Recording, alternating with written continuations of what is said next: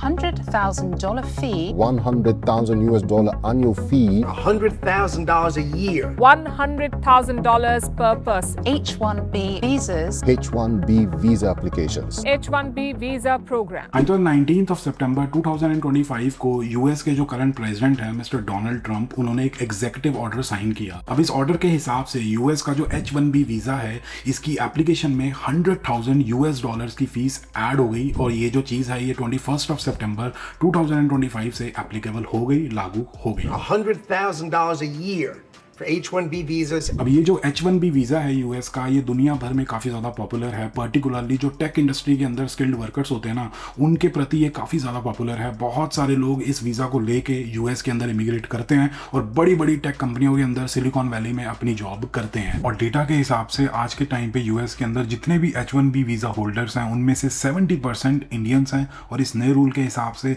सब लोगों के लिए यूएस का ये वाला वीजा लेना बहुत ज्यादा मुश्किल हो जाएगा। अब इसके चलते कनाडा के जो करंट प्राइम मिनिस्टर है मिस्टर मार्क कार्नी, उनका ये कहना है कि भी कनाडा के लिए ये बहुत बड़ी अपॉर्चुनिटी है to import tech talent from all over the world. और सून जो कनेडियन गवर्नमेंट है वो कोई नई ऑफरिंग इससे रिलेटेड लेके आएगी। The opportunity to attract people who previously would have got so-called H-1B visas. One of the big cohorts is in the tech sector. Not as many of those people are going to get visas to the United States. So it's an opportunity for Canada, and we're going to take that into account, and we'll have a clear offering on that. लेकिन question ये आता है कि भी इस चीज का Canada के ऊपर क्या पॉजिटिव या फिर क्या नेगेटिव इंपैक्ट हो सकता है। तो इसी चीज के बारे में आज की इस वीडियो में डिस्कस करेंगे। So without wasting any more time ये सारी बातें करते हैं। Let's get started with this video. अब यार सबसे पहले बात करते हैं कि भी इस चीज का कनाडा के ऊपर क्या पॉजिटिव इंपैक्ट रहेगा। तो एक चीज तो साफ साफ दिखाई देती है कि भाई probably now Canada will also attract top talent, top tech talent from all over the world. एक चीज आप लोगों को बताना चाहता हूं कि जो फीस है ना $100,000 की, अप्रॉक्सीमेटली इंडियन करेंसी में 90 कुछ लाख रुपए हो जाते हैं, ये फीस एप्लीकेंट को नहीं देनी होती है। जब भी कोई बंदा H-1B वीजा अप्लाई करता है ना, तो यूएस के अंदर कोई एम्प्लॉयर उसको हायर करता है, तो ये जो फीस है ना $100,000 की, ये उस एम्प्लॉयर को देनी होती है। अब पहले क्या होता था, फीस कितनी होती थी, $5,000 या फिर $10,000, डिपेंड करता था कि भी किस बंदे को हायर कर रहे हैं, किस जॉब के लिए हायर कर रहे हैं। लेकिन अब ये जो फीस है ये 10 से 20 गुना इंक्रीज हो गई है। इसकी वजह से कोई भी एम्प्लॉयर 10 बार सोचेगा कि भाई इतना पैसा खर्चना है या नहीं खर्चना है। भाई बंदा जो है वो बहुत ही हाईली क्वालिफाइड या फिर बहुत ही तगड़ा बंदा होना चाहिए, तभी कोई एम्प्लॉयर इतना बड़ा अमाउंट स्पेंड करेगा। The company needs to decide, do they want, is the person valuable enough to have $100,000 a year payment to the government, and make sure the people coming in are the top people. Stop the nonsense of letting people just come into this country on these visas that were given away for free.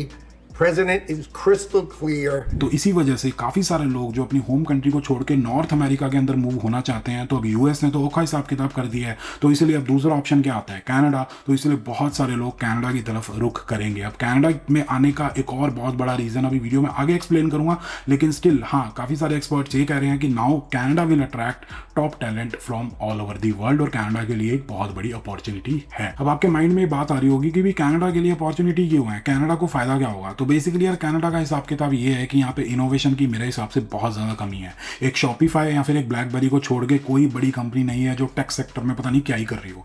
US के अंदर आपको 500-600 कंपनियां मिल जाएंगी जिनका बहुत बड़ा नाम है पूरी दुनिया में, लेकिन कनाडा की कौन सी कंपनी के बारे में आपने सुना है। तो जब ये स्किल्ड वर्कर्स जब कनाडा के अंदर मूव करेंगे तो यहाँ पे वो इनोवेशन लेके आएंगे, यहाँ पे कुछ नया करेंगे, स्टार्टअप्स वगैरह स्टार्ट करेंगे, कुछ बिजनेसेस वगैरह सेटअप करेंगे टेक सेक्टर के अंदर, जिसकी वजह से यहाँ पे जो कनाडा के अंदर इनोवेशन है ना वो इंक्रीज होगी। और साथ के साथ जो लोकल वर्कर्स हैं जिनको जॉब्स की जरूरत है उनको वो हायर करेंगे, तो प्रॉबली जॉब्स वगैरह भी क्रिएट होंगी। तो इसलिए कनाडा देख रहा है कि भी एक बहुत बड़ी अपॉर्चुनिटी है टेक टैलेंट को अपने यहाँ लेके आना, ताकि यहाँ जो इनोवेशन की कमी है उसको पूरा किया जा सके। जो यहाँ पे स्किल्ड वर्कफोर्स की कमी है टेक स्पेस के अंदर, उसको भी पूरा किया जा सके। अब थ्योरेटिकली अगर देखा जाए तो भाई कनाडा के लिए बहुत बड़ी अपॉर्चुनिटी है, लेकिन मेरे पर्सनल ओपिनियन में रियलिटी कुछ और हो सकती है। लोगों का कनाडा आने का ऑब्जेक्टिव कुछ और हो सकता है, जिसके बारे में अभी वीडियो में आगे बात करेंगे। तो फटाफट से अब बात करते हैं नेगेटिव इंपैक्ट के बारे में। अब इस चीज का सबसे पहला नेगेटिव इंपैक्ट कनाडा के ऊपर ये होगा कि भी कनाडा का जो इमिग्रेशन का हिसाब किताब है उसके अंदर जो कंपटीशन है वो और ज्यादा इंक्रीज हो जाएगा। ऑलरेडी लोगों के लिए पीआर लेना बहुत ज्यादा मुश्किल हो रखा है। जो आजकल एक्सप्रेस एंट्री के ड्रॉ निकल रहे हैं पर्टिकुलरली जनरल कैटेगरी वालों के लिए, उसमें जो कट ऑफ है वो आता है 534, 535। और अगर और क्वालिफाइड लोग अपनी एक्सप्रेस एंट्री की प्रोफाइल्स वगैरह बना लेंगे, जिनके पास पता नहीं कितना ही सारा एक्सपीरियंस है, है, बढ़िया बढ़िया लैंग्वेज स्किल्स हैं, बहुत ही ज़्यादा क्वालिफिकेशन है, तो उसकी वजह से जो एक्सप्रेस एंट्री के अंदर जो एवरेज स्कोर है ना वो और ज़्यादा इंक्रीज़ हो जाएगा। तो जनरल कैटेगरी के लिए जो ड्रॉज है ना, या फिर स्टेम कैटेगरी के लिए जो ड्रॉज हैं वो और ज़्यादा ऊपर चले जाएंगे। तो जो लोग ऑलरेडी कनाडा के अंदर हैं, जो इंटरनेशनल स्टूडेंट हैं या फिर जो वर्क परमिट पे हैं, वो पीआर अपनी कैसे लेंगे? उनके ऑलरेडी जो स्कोर हैं वो बन रहे हैं 510, 520, वो उम्मीद लगा के बैठे हैं कि भी आने वाले टाइम में जो स्कोर है वो कम होगा। और साथ के साथ जो दूसरे इमिग्रेशन प्रोग्राम्स हैं उनके अंदर भी लोग ट्राई करेंगे, क्योंकि अब यूएस का हिसाब किताब तो मुश्किल हो जाएगा, इसलिए कनाडा में आने के लिए लोग देखेंगे भी एक्सप्रेस एंट्री से तो मुश्किल है, तो पीएनपी अप्लाई करने की कोशिश कर लेते हैं। जो सीट्स वगैरह होती हैं वो लिमिटेड होती हैं, तो इसकी वजह से कॉम्पिटिशन इंक्रीज होगा, इसकी वजह से लोगों के लिए पीआर लेना अब और ज़्यादा मुश्किल हो जाएगा। और दूसरा नेगेटिव इंपैक्ट इस चीज़ का ये हो सकता है कि जो कनाडा का इमिग्रेशन सिस्टम है जो ऑलरेडी स्ट्रगल कर रहा है प्रोसेसिंग टाइम्स को लेके, जो फाइल्स हैं वो बहुत ही ज़्यादा डिले हो रही हैं, प्रोसेसिंग हो ही नहीं रही है फाइल्स की, लोग अपने पोस्ट ग्रेजुएट वर्क परमिट का वेट कर रहे हैं। जो प्रोसेसिंग टाइम्स हैं काफ़ी सारे प्रोग्राम्स के वो 8 महीने, 9 महीने, 10 महीने तक पहुंचे हुए हैं, लोग इतना ज़्यादा वेट कर रहे हैं अपनी फाइल प्रोसेस होने का। अब जब और ज़्यादा फाइल्स सिस्टम के अंदर ऐड होंगी तो और ज़्यादा प्रेशर आएगा इमिग्रेशन सिस्टम के ऊपर, जो प्रोसेसिंग टाइम्स हैं वो और ज़्यादा इंक्रीज हो जाएंगे, और ज़्यादा डिले होंगे, इसलिए लोगों को और ज़्यादा दिक्कत फेस करनी पड़ेगी। अब इस चीज़ का अगला नेगेटिव इंपैक्ट ये हो सकता है कि भी कनाडा की जो जॉब मार्केट है उसके ऊपर और ज़्यादा प्रेशर आ जाएगा, और ज़्यादा कंपटीशन इंक्रीज हो जाएगा, जो अनएम्प्लॉयमेंट है वो और इंक्रीज हो जाएगा, जो ऑलरेडी काफ़ी ज़्यादा हो रखा है। जो यूथ अनएम्प्लॉयमेंट है वो अप्रॉक्सीमेटली 14% है आज के टाइम पे कनाडा के अंदर। लेकिन अगर इसकी वजह से और टेक टैलेंट कनाडा के अंदर आएगा तो रियलिस्टिकली अगर देखें तो भाई जो कंपटीशन है जॉब मार्केट में और इंक्रीज होगा, क्योंकि ऐसा नहीं है कि हर कोई बंदा स्टार्टअप करेगा या फिर बिजनेस स्टार्ट करेगा और जॉब अपॉर्चुनिटीज़ को बढ़ाएगा। जो फ्रेशर्स हैं या फिर जो इंटरनेशनल स्टूडेंट्स हैं जो यहाँ कनाडा के अंदर अपना पोस्ट ग्रेजुएट डिप्लोमा, सर्टिफिकेट या फिर मास्टर्स वगैरह परस्यू करते हैं किसी टेक फील्ड के अंदर, और फिर जॉब मार्केट के अंदर जब एंटर करते हैं तो ऑलरेडी जॉब लेना काफ़ी ज़्यादा मुश्किल है, क्योंकि कनाडा के अंदर बहुत सारी टेक कंपनियां नहीं है। यूएस के अंदर तो बहुत सारी हैं, लेकिन यहाँ पे ऑलरेडी कमी है। और ज़्यादा अगर टेक एक्सपर्ट्स यहाँ कनाडा के अंदर आएंगे तो जॉब लेना पर्टिकुलरली फ्रेशर्स के लिए तो भैया बहुत ज़्यादा मुश्किल हो जाएगा। तो ये भी एक नेगेटिव इम्पैक्ट हो सकता है कनाडा की जॉब मार्केट के ऊपर। अगला नेगेटिव इंपैक्ट जो इस चीज़ का कनाडा के ऊपर हो सकता है वो ये है कि भी जो कनाडा के प्राइम मिनिस्टर है ना मिस्टर मार्क कार्नी, उन्होंने खुद ही कुछ टाइम पहले बोला था कि भाई जो पिछले कुछ सालों में कनाडा के अंदर मास इमिग्रेशन हुई है उसकी वजह से यहाँ जो कनाडा का हेल्थ केयर सिस्टम है, यहाँ की जो हाउसिंग मार्केट है, यहाँ का जो पब्लिक इंफ्रास्ट्रक्चर है, जो पब्लिक सर्विसेज का सिस्टम है, उसके ऊपर बहुत ज़्यादा प्रेशर आया है।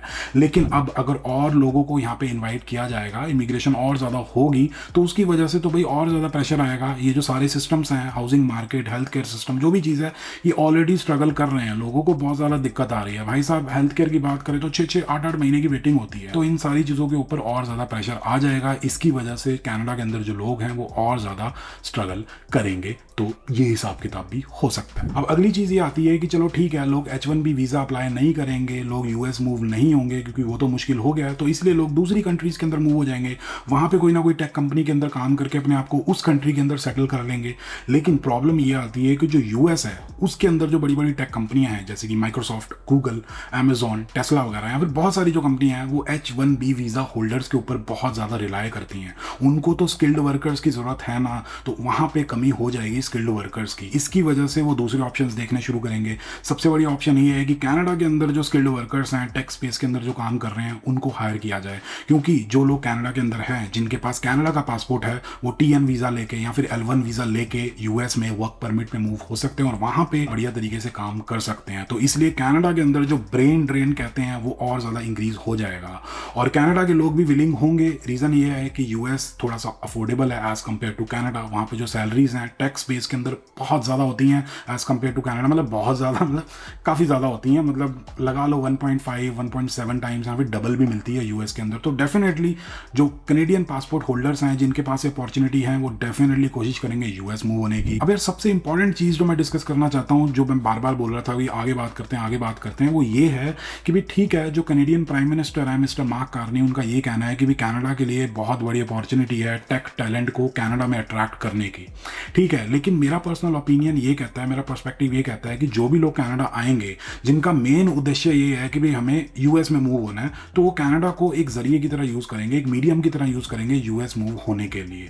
मतलब अगर कोई बंदा कनाडा आता है, यहाँ पे 3-4 साल जॉब करता है, हाईली क्वालिफाइड है, मास्टर्स वगैरह की हुई है, अपनी होम कंट्री में वर्क एक्सपीरियंस है, कनाडा के अंदर 1-2 साल का वर्क एक्सपीरियंस हो जाता है, तो कनाडा की पीआर ले लेगा। फिर पीआर पे 3 साल कनाडा में रह के वो कनाडा की सिटीजनशिप अप्लाई कर सकता है। जैसे ही कनाडा का पासपोर्ट मिल जाता है, कनाडा की सिटीजनशिप मिल जाती है, तो जिसका फाइनल उद्देश्य यूएस मूव होना था, तो वो TN वीज़ा अप्लाई कर सकता है या फिर इंट्रा कंपनी ट्रांसफ़र ले सकता है और L1 वीज़ा अप्लाई कर सकता है। और फिर जो उसका मोटिव था कि भाई यूएस मूव होना है, तो वो यूएस मूव हो जाएगा। H1B वीज़ा को तो बाईपास कर दिया ना। ऑब्वियसली थोड़ा टाइम लगा, कनाडा आना पड़ा, यहाँ पे रहना पड़ा, यहाँ के पूरे प्रोसेसेस वगैरह फॉलो करने पड़े, लेकिन हाँ, जो मेन उद्देश्य था वो तो फुलफिल हो गया। मैं ये बताना चाहूँगा, ऑलरेडी बहुत सारे लोग यहाँ कनाडा के अंदर पासपोर्ट लेके, सिटीजनशिप लेके यूएस मूव होने का सोच रहे हैं, जिनका मे बी इनिशियली मन नहीं था। लेकिन ऐसे लोग जिनका इनिशियल मन यही है कि भाई हमें इवेंचुअली यूएस ही मूव होना है, तो कनाडा बेचारा एक मीडियम बन के रह जाएगा कि भैया यहाँ पे आओ, यहाँ पे थोड़ा टाइम रहो, यहाँ की सिटीजनशिप लो और फिर यूएस मूव हो जाओ। तो ये भी हो सकता है, मेरा पर्सनल ओपिनियन है। बाकी आप क्या सोचते हो? क्या इस चीज़ के पॉजिटिव इम्पैक्ट्स हो सकते हैं कनाडा के ऊपर, क्या नेगेटिव इम्पैक्ट्स हो सकते हैं? अपना विचार, अपना ओपिनियन कमेंट में लिख के ज़रूर बताना। तो ये मैं आप लोगों के साथ शेयर करना चाहता था। बाकी अगर आप कनाडा की पीआर लेने के लिए फ्रेंच सीख रहे हो, तो फ्रेंच लर्न करके आप कौन कौन से प्रोग्राम्स के अंडर एलिजिबल हो जाते हो, वो जानने के लिए राइट वाली वीडियो चेकआउट करो। बाकी अगर आप लोगों को वीडियो पसंद आई तो please like, share and subscribe. And as always, जब तक अगली बढ़िया वाली वीडियो नहीं आती है, स्टे हेल्दी एंड पता ये सबको कीप हसलिंग।